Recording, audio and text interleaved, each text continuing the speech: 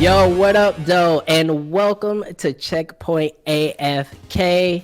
It's our lifestyle podcast where we talk about everything related to gaming, even if it goes beyond the games themselves. I am your host, Norris Howard, here along with Robbie Landis, Callie Sloan, and Chad Callahan. Crew, what's poppin'? What up? Another beautiful day in quarantine. I got up way earlier than I wanted to. I actually slept in a bit. Same. I did not, and I will talk about why I was up all night in a few minutes. But first of all, again, we want to welcome everybody to the show. We want to let you guys know that our special event, the Shutdown Showdown, is still going on. Week 3 will be getting underway as we speak. And Chad, how long is this one going on? Till Friday? It's gonna be Tuesday. Every Tuesday is every showdown. So essentially, you might want to get into this because Razer just joined and they're giving away like team sets. So I believe it's like peripherals for like it's your headset, your keyboard, your mouse. So like that's one of the prizes right now. So like that's really cool. So it's getting bigger and bigger up to the grand final, guys. And if you're an Apex Legends player, even if you're just like a casual player, you could still play. The money goes to a great cause, so I highly suggest it. It is at UGCevents.com/shutdown showdown. So nice check try. that out. .gg. Yeah, I was .gg. Damn it! I was trying to do it from memory.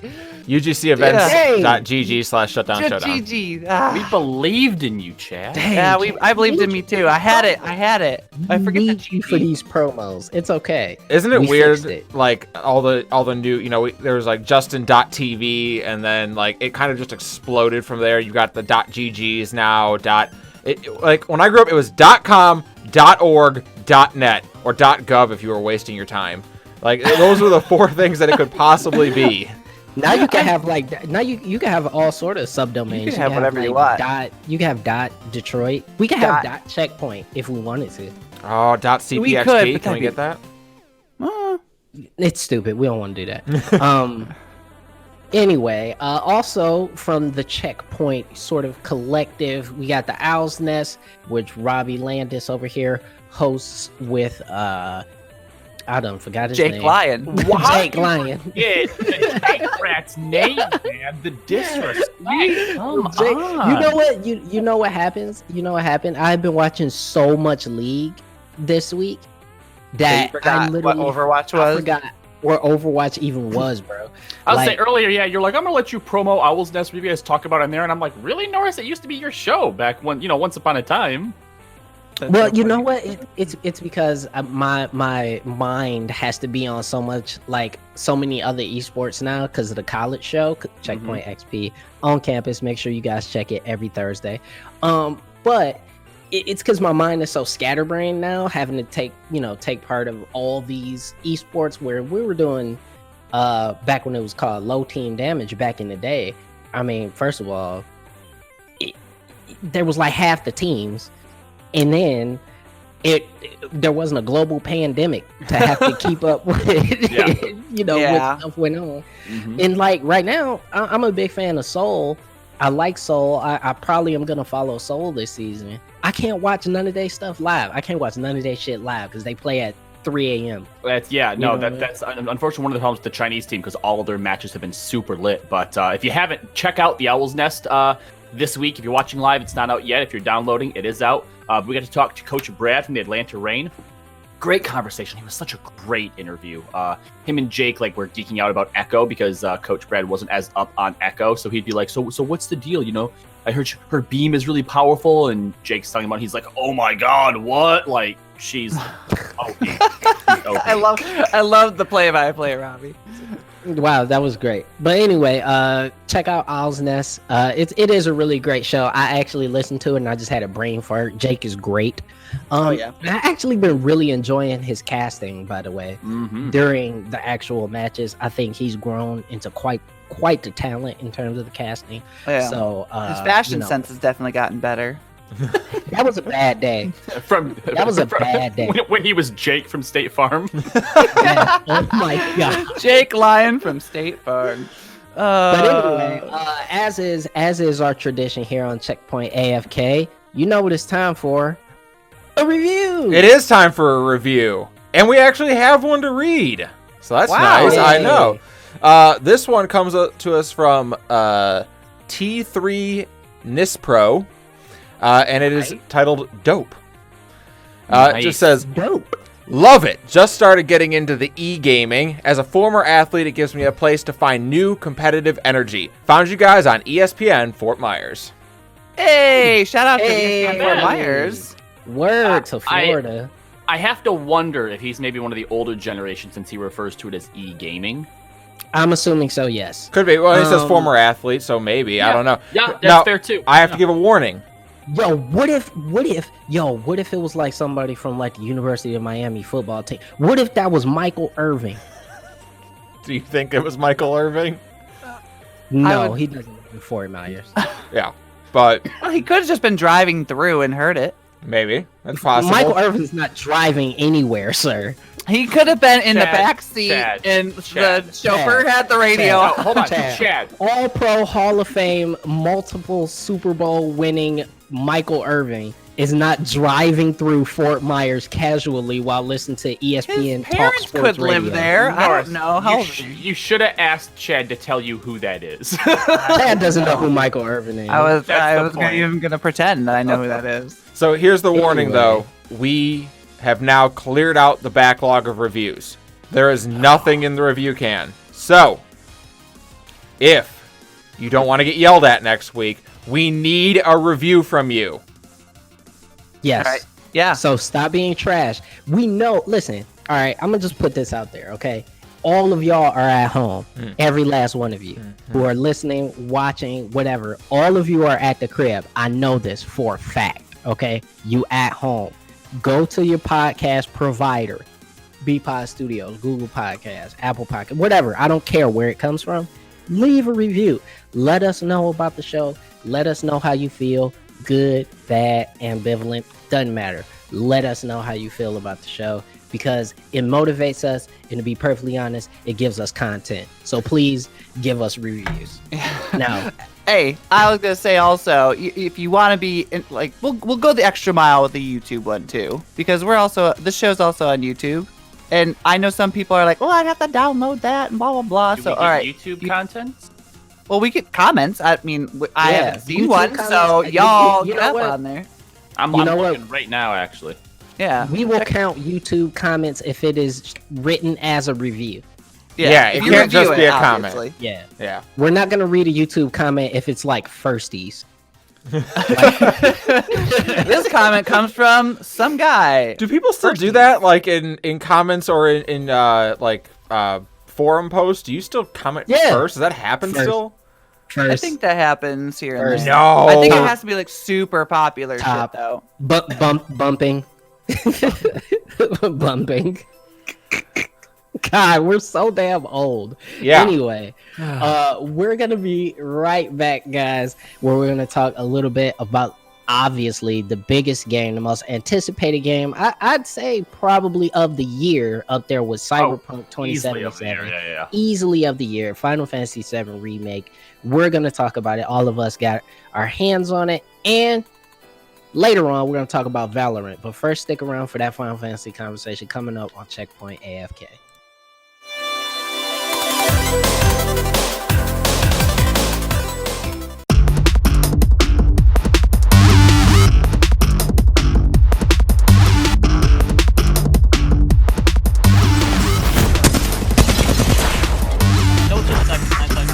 Watch the res. Watch the res. Get close to that portal. Donut side. You're out there. Let's go! Wow! Let's go! That's what I'm talking about. Teamwork, baby. He's one shot, bro. Carl, heal up and then go check. We won. Let's go. Let's go, boys. That was a huge pop-off game.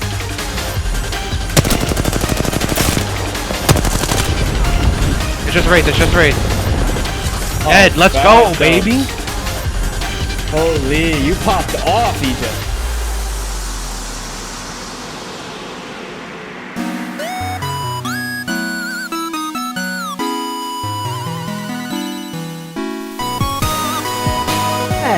welcome back to Checkpoint AFK. Now, everybody knows the hottest game probably in the world right now is Valorant, but there's another game that just dropped today as we record it on this Good Friday, and that is the Final Fantasy VII Remake. Guys, we're all Final Fantasy fans in the room right now. We all have very fond memories, especially of the Final Fantasy series. Final Fantasy VII in particular, revolutionary game. A game that was an entry point for a lot of people to even become quote-unquote gamers. We've been waiting on this for a very long time. How is everybody feeling right now? Those of us who have our hands on the game have put a little bit of time into it. How does everybody feel? Before we even get into story and mechanics, how does everyone feel? I'll go ahead and go first, since if you've been listening to this show or following us for a while, you know that from the beginning when it was announced, I was not a proponent of the remake. In the same way that, when they remake films, people are like, you ain't got to remake the film, the first one holds up. Like that was me, right? Not 7. Yeah, well, no, we're not going to get into that, but yes, even 7, all right? But we're at the point now, it's here, I've come full circle, because I feel personally that this game is more than just a remake. When you look at the other games that have been remade, your Resident Evil, 2s and 3s or HD updates, what they've done with this game is on a different level from a remake, and could end up doing something similar to what the first one did by introducing an entirely new generation of people and gamers to this world. So, I mean, so far, man, I am pretty lit. That is a freaking... Look, the one thing Square Enix can do no wrong is making a beautiful fucking game. Oh my god. It's so nice to look at. It is up there with one of the most beautiful games I've ever seen, and I'm playing it in like 1080 on a regular TV, no 4K, no PlayStation Pro upscaling, 8K. None of that. 8, whatever the hell. You go up to 8K? Oh, man. I think they have 8K TVs now, yeah. No, yeah, I'm in none of that shit. I'm too broke for that. And it is straight up. And it is still one of the most gorgeous games I have ever seen. Period. It's a far cry from where we came from in terms of the fact that in FF7 you had pre-rendered backgrounds, you had like your chunky, super deformed character models, running through the Sector 7 slums that were beautiful in their own right, but they were pre-rendered. So it was a disconnect. Walking through the Sector 7 slums now is like vibrant. It feels alive. People are doing things. People are... There's emotion. Talking. Yeah, there's emotion. People are talking to each other. It's absurd at how much they it's put like into rediscovering this world all over again. Yeah. It's really cool walking around and listening to all of the different the individual NPCs and what they have to say, and it's not a whole lot, usually 1 or 2 lines each. But to hear them talking about things that or recognize that might come up later, for me, going scene by scene and screen by screen, being like, oh, they left that in. Oh, but they changed this. They left this in. They didn't put that in. Recognizing from the top-down view, what each of the sort of things are. Like, that's something that I'm looking forward to, is the first person that goes along and is like, this is what it was like in the original. Mm-hmm. This is what it looks like now. Or, what's supplementing the loading screens to go from screen A to screen B. Like, there's so much there for fans of the original. I don't know, there's also kind of part of me that wishes that I could just go into it fresh, knowing nothing of anything, and seeing how those people feel and think about it. Yeah, because I'm about, I would say, 4 hours in, and there's already been quite a few references to stuff that we know that they can't really touch on or that they won't get to for a while. Yeah, that they won't get to in a while. And I'm like, if you didn't have previous knowledge, you would just be like, what the hell is this infuriating Jacob's Ladder bullshit that they're just trying to breadcrumb through this story? But you know, Chad, Callie, you guys are Final Fantasy fans. Have you guys got a chance to get your hands on the game? Yeah. Watch it, talk about it. How do you feel? I'm only about an hour into it, and I've always had a weird relationship with FF7 because how much of the original have you played? Because I know you never finished it. No, right? I have beaten it to completion now. Oh, you have? Yeah, Oh, okay. I've beaten it one time, and I don't have the love fest with FF7 that a lot of people have. It's okay as far as I'm concerned. You're an 8 fan though. Like you're a different breed. 6, 8, 9, 10. I like all of them. 6, 8, 10, and 4. Yeah. So okay, don't worry, Callie. Someday Leon from Kingdom Hearts will get his own remake too. That was so painful, wasn't it? Yeah, I still don't know why they called him that. I mean, I get it, Lionheart, but. So I'm definitely not catching a lot of the references to things that are going to happen later in the game because I only kind of remember them. But what I want to talk about, played through it 70 times, right? But what I want to talk about, and that is impressive to me, is the gameplay. I feel like they have finally perfected what they were trying to do with 15's gameplay. They were trying, not even just 15. I feel like there's aspects of 12, 13, 15, and Kingdom Hearts in it. Right. And to me, what the real masterpiece of it is all of those games, while they had strategy to them, you could also usually just get away with spamming your attacks. Right. In 15, you could just mash through it. Right. You never had to use magic. Bare minimum, you can get through stuff just mashing away. Mm-hmm. But in FF7, you might be able to get away with that too, depending on the enemies. But I actually feel rewarded for strategizing and using all of the different abilities, and it feels so fluid and so like second nature that I don't feel like I'm trying to learn it. It just makes sense. You just kind of know it intuitively. Intuitive. That's the word. Yeah. Mm-hmm. Yeah, it's because for me, I'm playing on sort of like the default combat mode, which is sort of a blend between like real time and ATB style. Yep. Meters.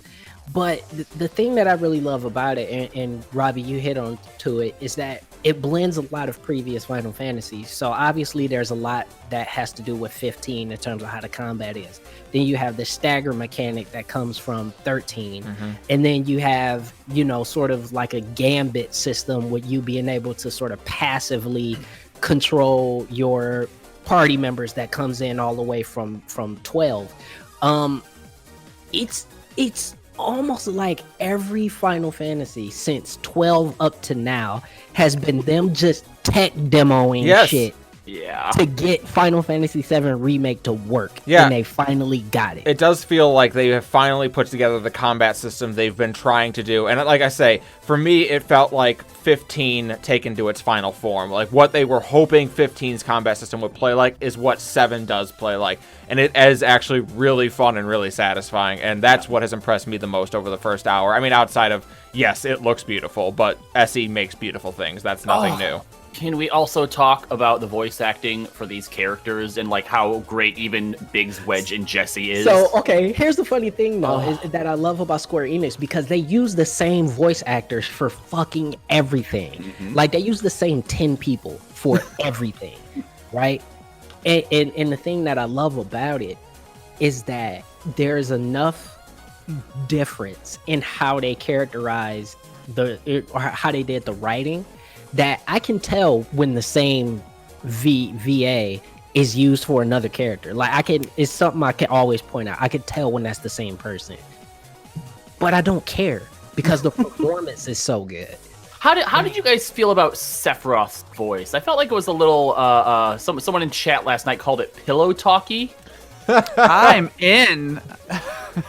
But that's how he was though. Like here's the thing. If you play through Crisis Core, that's how he was. He was very like Genesis, you need to calm the fuck down. Like that he was how always very Sephiroth chill. talked. Yeah. It didn't quite land for me. I don't remember having the same problem with how he talked like in Advent Children or anything, but I don't know, just something about this one isn't quite right. And I'll tell you who I've 3 lines in Advent Children. What are you talking about? Fair. You know who I've come around the corner on though. I know that we're not happy with the way that Barrett's been portrayed, but Daddy Barrett, by the way, Daddy Father Barrett's Barrett, hands down. Like I was great. sold. I was sold the moment I walked into Seventh Heaven. I'm just like, I am for this. Yeah, and it was so cute. And oh my god, Marlene is so precious. Cute. Oh, it's so good. adorable. But that's what I mean, because I hate kids in video games. I hate all child characters. I hate them. Or so in TV shows, whenever someone introduces like a baby into a TV show, I'm like, this is it. It's done. I'm over. Vomit. Okay, I saw that little girl and I was just like, we must save her. We must do everything we can to secure the future. And it's beyond, like we guessed it, beyond the gameplay and beyond the fact that it's beautiful, is the fact that it feels like such a collective effort from Square Enix, because it's like the graphics department got with the writers, because like the writing in Final Fantasy can be awful sometimes. But the writing team got with the graphics team, that got with the sound team, because the sound design is great and the particle effects are great and everything. And then the best part about it is that you can tell that when they redid the music, that it was like Uematsu was like sitting right there with the new mixers, and he was just like, okay, that shifted a little bit, and then new song. Dude, hip hop to Chocobo. Whew. Right, that's what I'm saying. The remakes to the music is great so far. So I'm really excited to see how the game expands, because like I said, at 4 hours in, I still have only hit a portion of the game that was about 40 minutes in the original. It's about 30 from the reactor to Sector 7 was about 40 minutes. And now you have like a home, or what I assume they're going to turn into like a home base sort of mechanic, within Sector 7. So, oh man, I'm itching to get out of here and play some more, guys. Yeah, me too. I would say, and I just want to put this question out there. What part of the game has impressed you the most? Like, everything's cool, but what part of it are you like, I am really excited about that one thing? For me, go ahead. No, I was about to say, for me, it's just Tifa's combat right now. I haven't had a chance to actually play her in combat. That's where I stopped yesterday, was when she joined the party. For me, it's the world building. In the original game, after you blew up the reactor and you headed back, that's it. Like, you didn't speak of it. No one really spoke of it at all at that point. And now, we got like an entire hour's worth of seeing what the immediate fallout of that looked like, and just all the carnage that's happening, and seeing now how it's starting to affect some of the characters that were a part of that. And you're now seeing, you talked about, it's sort of starting to dabble in some of the stuff that we're not going to see come to fruition until way later in the game. But they're starting to take parts of the game that had a lot of potential, like what happened back at Cloud's hometown, right? Yeah, that's just like breadcrumbs. Well, I mean, you met his mom or saw a flashback one time. It was like, all right, she doesn't matter. And she didn't, right? But now they're starting to take all of this other stuff that they could have done so much more with, and really making it impactful and making it matter. And I'm really excited to see how that plays out. I think for me, what's impressed me the most is that in a week where I have access to Valorant's not the only thing that I want to play. That blows my mind. Yeah. And I mean, I think that's really impressive too, because I mean, Valorant literally hits, this week, a little bit last week, and becomes, almost overnight the most popular game in the world. At the flick of a switch. A game that most people can't play yet. Most people can't play. We'll talk about that later. We'll talk about that later. And FF drops in the midst of a pandemic, right? Where people are stuck at it. It's almost like everything was set up for this game to have the impact that it should. And it seems to be I haven't seen too much negative about it. I mean, is the game perfect? Absolutely not. But 7 wasn't perfect, and people still fell in love with it. So that's what made it the gem that it was. Yeah, so I'm excited to play a lot more of it. And Robbie, when you get to play as Tifa, holy Lord, she's great, and I never want her to leave my party. Tifa is best girl, and I don't even want Cloud in the party anymore. I wanna play You could leave. Tifa, Jesse, Ares, that's my party, man. Yeah. Perma party. Anyway, I think building off of what Robbie was saying, I would say part of, it's world building, but I also want to add in, I'm excited to see the character development that's definitely going to happen from like the amount of hours that they're putting into each of these. We're going to see, obviously we saw Jesse a little bit more. We're going to see Reno a lot more probably. Like we're going to see all these characters that we saw here and there and we see in the movies and stuff like that. But now we're actually going to I feel like they're really going to dive into what was really important to the story. We're going to get 60 hours of them where we normally would have only got 8 hours of the main one and like 30 minutes for some of the characters. There's some of them that I saw in the commercials and I'm like, I don't even know what character that is. There will also I have be new to see characters that. as well. So I don't know. That's interesting. Yeah, so that's sort of where we are with the FF7 remake. Obviously, we'll be posting about it, talking about it as everybody, plays through the game. Robbie has already started streaming it on the Checkpoint XP Twitch channel. So if you want to check that out, make sure you stay glued to your social medias, and we'll be posting whenever he's streaming some Final Fantasy and all that good stuff. And also, if you want to talk about the game, you can always go over to our Discord and talk about the game there or on social media as well. But we'll be right back, and we're going to talk a little bit about the most popular game in the world, Valorant. We'll be right back with more Checkpoint AFK.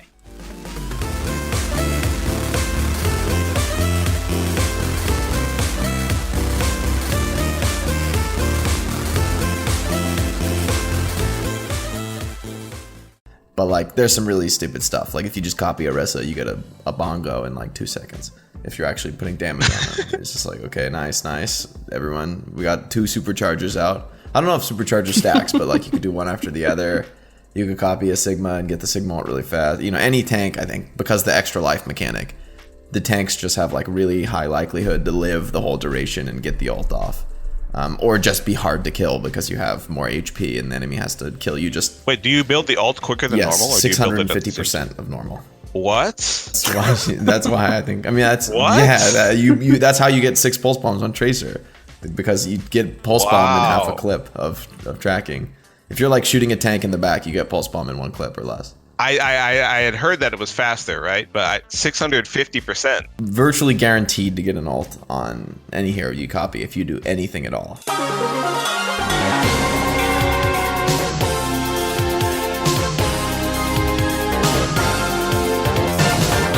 Hey, welcome back to Checkpoint AFK. Here with the crew, Norris Howard here, Robbie, Callie, Chad alongside with me. And Chad, we got some real cool stuff going on with cosplay at Checkpoint XP. So let the folks know a little bit about that. Yeah, we're doing, we've seen a lot of stuff on Twitter where everybody's sitting at home and trying to do different things to kind of keep themselves occupied. And I've noticed a lot of people are doing cosplay. So we wanted to reward you, the cosplayers out there, and we want to see them at the same time. So send us your cosplay in our photo contest. It's a quarantine cosplay photo contest, and you could win $100 gift card to Joanne Fabrics for your next endeavor. So if you want to do that, just go to the contest section in Checkpoint XP, and you'll see it in there. And we'll also share your cosplays on our socials. So get on over there. There's been some really cool cosplay stuff. BreadCon was hysterical. BreadCon, man. What a concept. It's just everyone's late for the convention. Take a picture of you being late for your convention and we'll call it a con. Yeah, well, essentially this feels like almost that's real meta. It's literally it's literally just a huge collage of pictures of people running out the door in their cosplay with a piece of bread in their mouth because they're late for the convention. That's all it is. It's hysterical. Wow. Okay. Well, quarantine cosplay, head on over to checkpointxp.com for all the rest of the particulars as well as how to enter. And like you said, you can win that gift card to Joanne Fabrics, which is cool because you guys, cosplayers need all the help they can get, because some of these cosplays are really, really intricate and take a lot of money to put together. So any help that goes to cosplayers, we really, really, really enjoy doing this kind of stuff. Giving help to cosplayers, so make sure you head over to the website and check that out. But we are going to talk about Valorant, a game that people are literally battling to the death over to get access for. I have seen fights on social media. I believe people have slammed each other, their siblings, in order to get beta. I'm joking. It's not that serious. But I saw someone pay $400 for an account that had access to it. So I did see that Valorant. I saw Valorant put out a tweet how they banned a ton of accounts, so they opened up more because of account sellers. So no, it's not worth it, guys. It's not worth spending $400 for an account that's about to get banned. First of all, they said the game is gonna be free to play. Just like wait to chill out. You know what I'm saying? Like just chill. It'll be fine. It's coming out. You know what I mean? But you know, I don't want to see people paying $400 and exchanging sexual favors in order to be able to play a video game. Like I don't think what I want to see. I didn't hear the latter in any of the tweets, but yeah, it might happen. I don't know. Now, listen, if people are paying $400 for it, people are willing to do some pretty crazy stuff to get access. Now, granted, that's easy for us to say. We have access to the game. Well, most of us, anyway. Speak for yourself. I technically have access, but for some reason I still can't get in, despite all my email efforts and the email saying I'm in.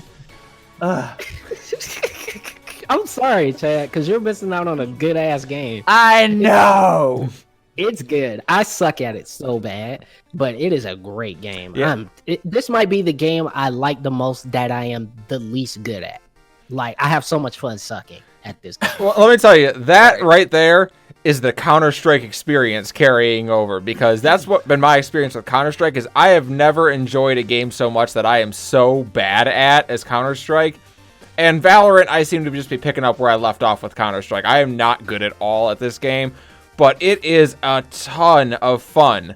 And because it's still really early on and there's not nearly as many cheaters or people who are obscenely good at the game yet, like, you get a lot more of those great moments that Counter-Strike gives you only sparingly. Yeah, I've played quite a few matches, even with some viewers and listeners to the show, where, like, every now and then, like, I'll suck all game long, but there's those rounds where you pull off something stupid amazing, and you're just like, I am a biotic god. Like, I can do everything. And then you go right back to sucking, but you keep playing because you know that one round is coming. Like, you know you're gonna have that round or two where you just do something stupid. You're gonna do something Twitch worthy, and you're gonna be like, oh my god, I want to play this game forever. It's weird because it's the same way like my dad or grandfather talked about golf, where they would be like, oh no, I'm awful at it and it's terrible, but then you have the one shot that makes the whole day worth it, and that's why you keep going. I'm like, okay, this is exactly like that. It's like you have the one moment where you do something awesome, and unlike League of Legends, it's not surrounded by like 40 minutes of being flamed and being terrible at the game. Like, it's League of Legends without like 40 minutes of misery surrounding every cool moment. Thank God. You know what? I'll say this though, it is surprisingly not toxic, and not I'm yet. not sure. It's 3 days old, Norris. I think like you, Norris, at this point, everyone's just enjoying the game. Because I've already started, you know, and I know that a lot of the times, you know, he's probably just joking around or you know, it's hyperbole, but Slasher had a tweet the other day where he's like, remove, I think it was Raze from the game. And then in the next, you know, post down, he's like, it's been 2 days. The honeymoon period is over, right? Oh, is it? And what it reminded me of, right? Because there are so many people who are like leaving Fortnite or leaving Overwatch to start in Valorant now because, oh, those games are over. And it's like when those games first came out, people were in love with them. And now they seem to hate them because the devs, quote unquote, ruined them. Those games are exactly the same they were the day they were released, right? You're just at the point now where you're sick of it. And y'all are going to get that way about Valorant too. But the thing is it's okay to be tired of a game. Sure, there's nothing wrong with that. It's okay. Is. It's okay to say, okay, I don't want to play this game anymore. There's nothing wrong with that. Now, if you're a professional player, fix that, I guess. Yeah, or really, really love the game. But none of these people that very few of these people, I should say, are professional players or are ever going to be a professional player. And no, at 2 days, the honeymoon is not over. This is why you have beta. You can't go and change in a character based on during 2 beta. days of testing during a closed beta, right? And open beta. Let's keep in mind. Remember when we had Matthew Cote from Dead by Daylight on, and he talked about how one little change to the game changed a ton of stuff. It was like a chain reaction of changing all these different things. And I imagine it's not even just that type of game, but these games too. Like when you add Echo to Overwatch, I guarantee there's a lot of things that they had to consider. The meta is different. Yeah. It's different. It's going to take more than 2 days. One, to change that. Two, it's it's not going to happen. I don't know, probably for another month or two. Well, I just wish that people could be, I know this is asking for a lot from, actual adults, but to be more adult, to just enjoy what they're playing. Or Norris, like you said, if you get tired of a game, just stop playing a game. But the amount of people that decry when some small change comes in, that it has ruined the game, the developers don't care because now my experience has somehow been lessened. It's like, grow up, man, just have fun. Well, here's the thing specifically about Raze. Yes, I think Raze is very strong. I think her kit is a little bit weird for a tactical shooter, but at the same time, I've won games against a Raze. Like, Raze is not to a point where the other team is unbeatable now. Like, you're not having those types of situations. Dude, I've had games in League against Set. If Set is 2 kills up in early game in League, you've probably already lost. You've already lost. If he gets a death dance, you lost. Game's over. So we needed a nerf. And you can't tell that from 2 days worth of data. You can't do that. So what Slasher just said was some fuck shit, and ain't nobody paying attention to it. Well, I mean, not to mention, like, there are so many people in the game right now who are bad that it's hard to tell the difference between a character who is legit broken and a character who's going to be a bronzy stomper. Like, if you were to ask really bad League of Legends players who should be, like, nerfed or banned, they would say, like, Master Yi, who is garbage in higher tier. And it's just like, but he smashes people who are bad at the game. And that's the tough part of it. So, unfortunately, we're all in bronze tier right now. And that's the issue. So all I'm hearing is get better at the game. Get good, kinda, yeah. Get good. That's kind of where it's at. If you're gonna bitch, get better and then come bitch at us. But here's the thing: in a game where 2 taps to the chest or a flick to the head killed you instantly, it's kind of hard to argue about a character being too powerful or not. Thank you. I saw someone, I think it was, I might have been Siegel, was like, yeah, no, this character's not OP. And I'm like, you just had good aim. Like, 3 of those 5 people you killed by shooting them. What does it have to do with the character? It's really going to be, like, the characters that will truly be OP in Valorant, I think, are going to be the ones whose kit just gives them a lot more utility than the others. It's not going to be the ones who do, like, good damage off their kit. It'll be the ones who get crazy kinds of forms of utility. Because... Let me put it this way. I saw Jake get a 5 kill with something. Okay, that seemed a little OP, but... But when you have somebody like Sova who can see through walls and shoot arrows through walls, in the hands of a pro, somebody like Sova could be broken. But we haven't got to that point yet. So I think it's going to be important for the sort of meta to suss itself out, which, by the way, don't take anything from closed beta as gospel. All of this shit is going to change. Everybody's kit is probably going to look different by the time release comes out. And on top of that, we don't know what the MMR and the matchmaking in this game is going to be like. And if it's anything like League, everybody's in for a bad time.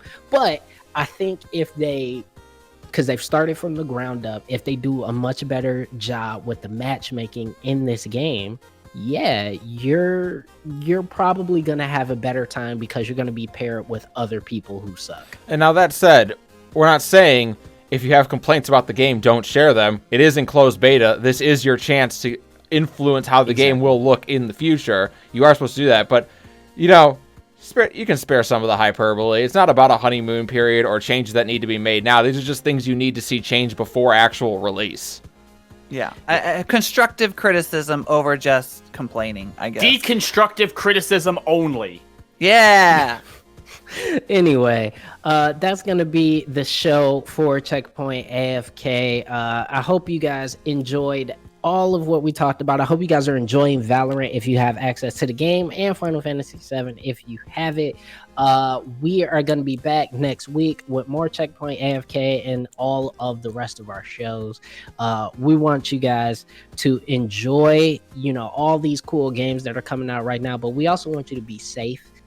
Make sure you are covering your face when you go outside. Make sure you're washing your hands within your home, and make sure that you are social distancing. So we hope everybody is healthy and safe, and we want to see you back here for more Checkpoint AFK. See you guys later.